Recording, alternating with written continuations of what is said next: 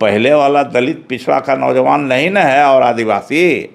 आंखवा खुल गया इसका, तो आंखवा खुल गया तो आंख फोड़ हो गया। तो देश भर में नौजवानों का जत्था सभी जगह पर हुजूम बना के अब तैयार हो गया, इसका डिमांड करने लगा कि लागू करो जो हुआ था वो।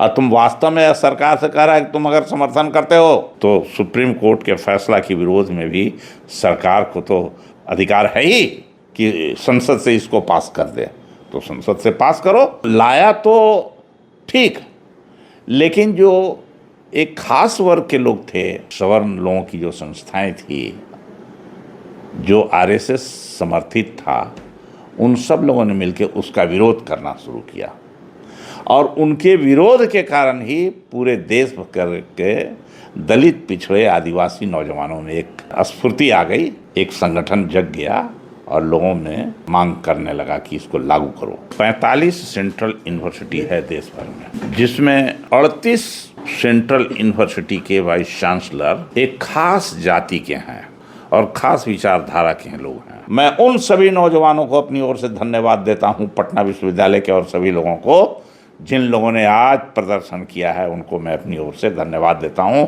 नौजवानों आगे बढ़ो, हम भी तुम्हारे साथ हैं। बिहार विधानसभा के पूर्व अध्यक्ष उदय नारायण चौधरी जी हैं, इनसे बातचीत करेंगे। जिस तरह से आज यूजीसी को लेकर लाखों समर्थक सड़कों पर उतरे थे, सर आज यूजीसी को लेकर पटना के सड़क पर तमाम लोग उतरे थे। पूरे देश भर में आज़ादी के बाद जो दलित पिछड़ों के लिए कानून बना, उसका कहीं इम्प्लीमेंटेशन नहीं हुआ। लेकिन भारत सरकार को कहीं ना कहीं यूजीसी को लगा कि जो यूनिवर्सिटी सब में अनदेखी हो रही है आरक्षण की और लोगों की, तो उस पर एक विधेयक लाया यूजीसी। और संयोग से देश भर में जितने भी सेंट्रल यूनिवर्सिटी है, 45 सेंट्रल यूनिवर्सिटी है देश भर में, जिसमें 38 सेंट्रल यूनिवर्सिटी के वाइस चांसलर एक खास जाति के हैं और खास वर्ग के होने के कारण और खास विचारधारा के लोग हैं। जब से ये लोग आए हैं, यूजीसी पूरे सिलेबस को भी इधर उधर करके कमज़ोर कर रहे हैं, जिसमें कि और वैसी विषयों को डाल रहे हैं पढ़ाने के लिए बच्चों को, जिसका कोई सिर पैर नहीं है।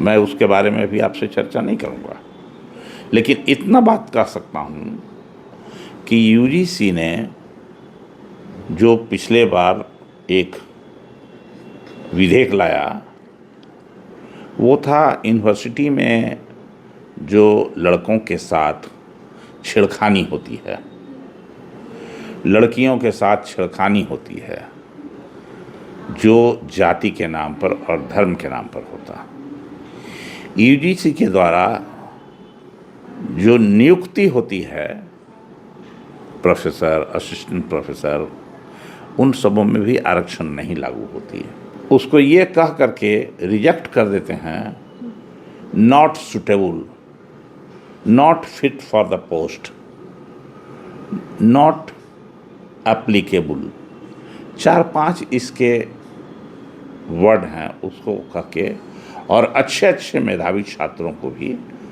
मेधावी कैंडिडेट को भी ये लोग बाहर कर देते हैं।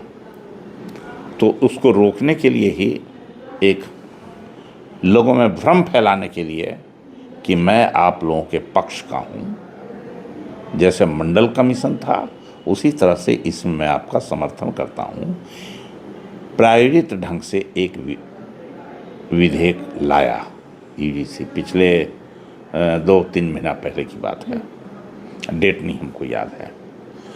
तो उसके बारे में लोगों में बहुत चर्चा होने लगी, लोग उसका मांग करने लगे।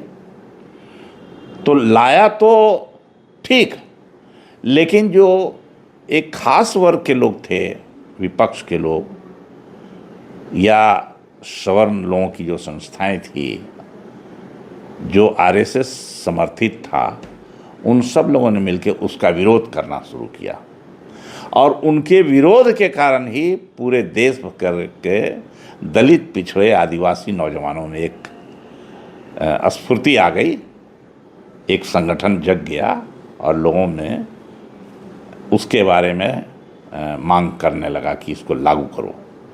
तब तक उसी में से जो सत्ताधारी दल के जो लोग थे, वही लोग इस पर रोक लगाने के लिए सुप्रीम कोर्ट में चले गए और ये एकदम प्रायोजित था और सरकार उसके बारे में, जो सरकार के वकील था, उसको लागू करने के लिए नहीं कहा। जो यूजीसी के वकील था वो साइलेंट रह गया वहाँ। नतीजा हुआ कि सुप्रीम कोर्ट से उस पर प्रतिबंधित कर दिया गया। लेकिन सरकार के द्वारा ही तो नियम लाया गया था ना सर, यूजीसी को लेकर। हाँ, तो कह तो रहे हैं, उसी की बात तो कह रहे हैं। तो उसको प्रतिबंधित कर दिया गया, जो लाया गया सो अब प्रतिबंधित कर दिया गया या करवा दिया गया दो कानूनी तौर पर। लेकिन अब तो भाई पहले वाला दलित, पिछड़ा का नौजवान नहीं न है और आदिवासी। आँखवा खुल गया इसका, तो आँखवा खुल गया तो आँख फोर हो गया। तब अब जब हो गया तो मांगना शुरू कर दिया, तो देश भर में नौजवानों का जत्था सभी जगह पर हुजूम बना के अब तैयार हो गया, इसका डिमांड करने लगा कि लागू करो जो हुआ था वो।